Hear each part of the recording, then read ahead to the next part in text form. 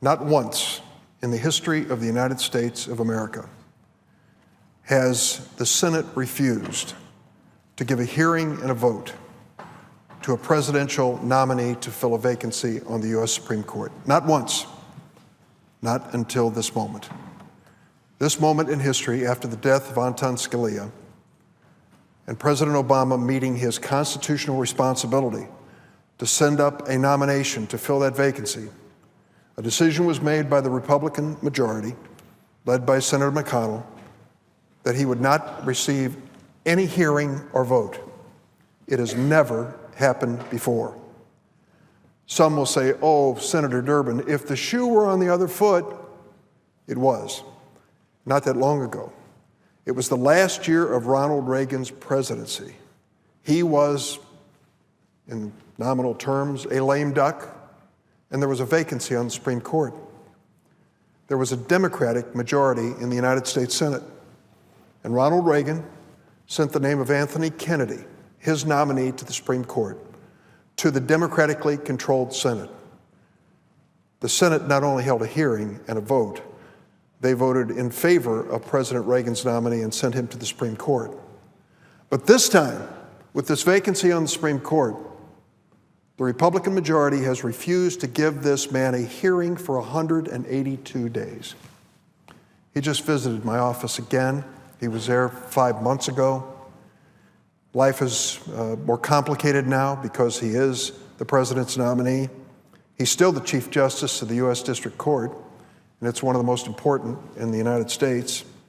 He is recusing himself from cases on the chance that he may get a hearing and may get a vote. He's working on the administrative part of the court, but he's not dealing with decision-making and writing opinions, so that he's trying to show an abundance of caution and not raise any ethical questions if he eventually is on the Supreme Court. He's a good man. He's a competent person. The American Bar Association has ruled him unanimously well qualified. This Senate and many of the Republican senators have voted for him when he went to the D.C. Circuit Court. Some have said publicly that he is a qualified person, but they haven't said it recently. One Republican senator slipped back home at a town meeting and said, well, I think that Merrick Garland, the president's nominee, at least deserves a hearing. That's what he said, at least deserves a hearing. The Koch brothers came down on that Republican senator like a ton of bricks and told him, be prepared, we're going to run somebody against you in the Republican primary. Within 24 hours, that Republican senator reversed his position and said, no hearing for Merrick Garland. So I think we understand the inspiration for this position. It's certainly not the Constitution, which we have all sworn to defend. The Constitution is very clear.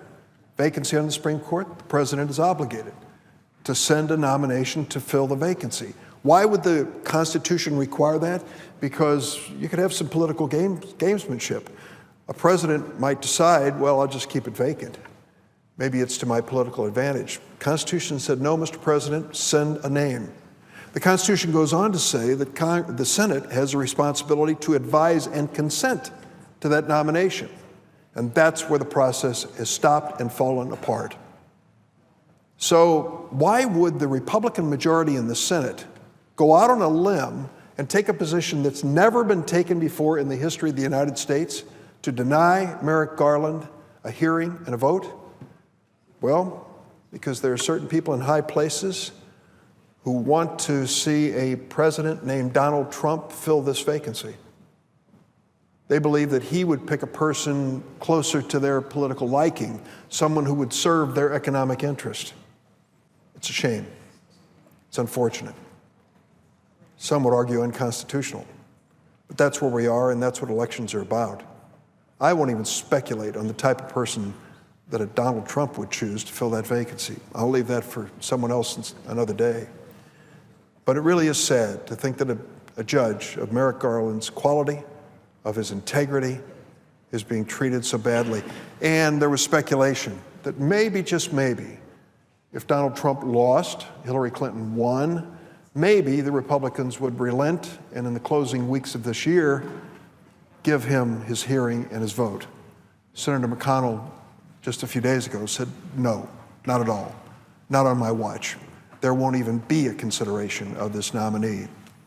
It is a sad chapter in the history of the United States Senate, written for political reasons, at the expense of a man who should have his day before a hearing in sworn testimony to tell us how he would like to continue to serve this nation.